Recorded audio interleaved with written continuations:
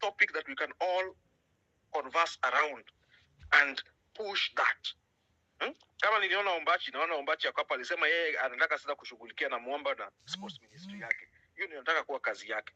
So kama unapenda sports and things like those, unaingia huko. Tunasukuma hiyo hashtag. But tukitaka complain, and you know, since this thing started, we've been saying the same things on these spaces. At some point, watu wanasema ni kila siku ni kulialia tu tunalia na kuna mahali tunaenda. So me my subjective opinion, let us ignore politicians. Ignore them kabisa completely, and let us do our things our own way, because this country also belongs to us. But if we see them as small gods, that is where we go wrong. Because once wametuweka kwa mfuko, then nothing will change. Alafu, nobody will be strong again. And there is nothing again that will bring us together. Because you realize, ukiangalia history of most even revolutions around the world, it is never the big things that bring people out. Huyu Ruto, the kind of things that yamefanya, never brought people out. It is this small thing, finance bill, that brought us all out. So because unajua watu wamevent, kuna watu wenye wameona tumewin, sasa wamefurahi. Before tena hii hasira I build up kidogo, ayo utakuwa na great grandchildren. PP, wewe labda utakuwa unakula na Yesu sasa. Unaona? So, focus guys. Asante. Victor, thank you so much for your humble submission. Just naona wacha nione governor kidogo. Wacha tutumie governor anasema kwamba is not able to resend his request, but I'm sending him the co-host so that he can.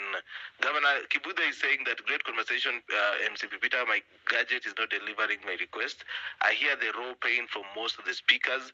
I wish tomorrow's X Spaces was co-hosted with your X Spaces. It would be nice to send in an advance, a summary of Gen Z demands and a summary of existing government concessions. Yeah, so if you can get to the co-host, we'll let you go that. I wanted to do that before I get it back to you. Thank you, Victor, for that submission as well. Okay. So thank you so much. I can see your hands up, guys. Just raise your hands down. I'll give you the mics according to how you are added in. And one thing I want to tell you, Victor, is I want you to look at, I want us to look at this from this lens. Yeah, I want us to look at this from this side of the fence, whereby right now I'll tell you that the country is divided. And this is how we are divided. There are people who feel like, yes, the finance bill was rejected. There are people who felt like, yes, it is okay to go on the streets and fight for what is rightfully ours and fight the government, and the government needs to be put in check. However, on the flip side, there are also people who feel like the government is just okay because the government is dancing to their tune. You understand? And that's why I was saying earlier that I don't really support this Twitter space thingy or anybody coming up, or they feel like now they're leaders, now they're taking accountability by, hosting those Twitter spaces.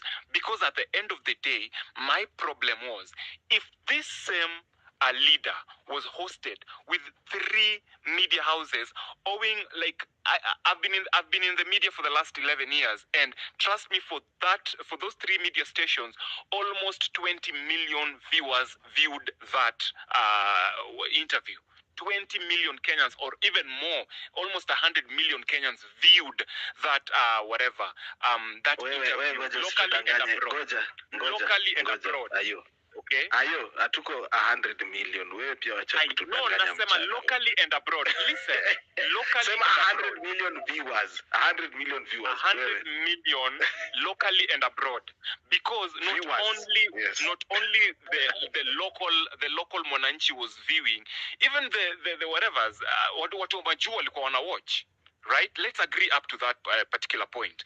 And kama how viewers when walikuwa na watch na easy reputable media stations were interviewing him, and we saw everything that happened. You could read the body language, you could read the I don't care attitude, whatever you wanted to read. Now you want to host us on a Twitter space to kutuambia nini, hoping that you're gonna change within less than 72 hours. You may change. To be honest, let's tell each other the truth. The narrative is going to be the same. We are going he's just gonna tell us the same lies. He's just gonna lie the same. And I feel whatever Joy Lee said, it's always gonna be the same script. That man is a politician. We know how we've read from the books of politicians how it happens. Nothing different is going to happen. So that's why I was like, Twitter space, president to tell us what? It doesn't add up to me completely. And I know his agents are listening. His agents are on these spaces. And I know they're going to tell him this. Trust me, there's nothing new we are going to get from that interview tomorrow. There's nothing new we're going to get from that Twitter space tomorrow. It's going to be the same narrative, same narrative. Si niliwaambia nitafanya hii, na si nimefanya hii. Umefanya nini? Give us numbers. If you had our grievances, what have you done so far? Since we started hitting the streets of Nairobi, streets of Kisumu, hata watu wa kwenyu walikuwa kwa streets wanachoma vitu kwa barabara. Can't you just see that Kenyans are crying in unison and start kusolve hizi issues one by one? Sema dissolve cabinet, dissolve parliament, hivi na hivi imefanyika. This is what people wanted, imefanyika. Tulisema tunataka hii, mlisema mnataka hii imefanyika. So that we tick that, it's like a list of grievances. Tick those grievances one by one. But sasa unatuhostia space hata kuna kitu imefanyika. You're not even remorseful about the people who lost their lives. Kwanza unazidi ku worship police cause, ku praise police cause walituua. I mean, who the hell do you think you are? To be honest, guys, if you're not mad, me, I'm mad enough. Anyway, I'm the co-host. I'm supposed to control this conversation, not to give my opinions. I want to go to because Kivutha Kibwana is here. Let's hear what Kivutha Kibwana has to say. Then we'll go to Easter.